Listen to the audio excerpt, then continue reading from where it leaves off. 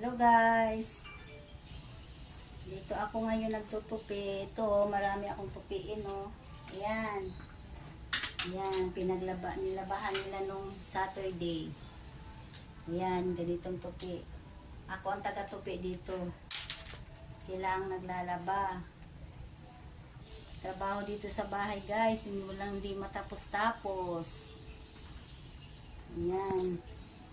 Mamaya, pagkatapos nito magtupi, plancha na naman. Yan ang trabaho ng nanay dito sa bahay.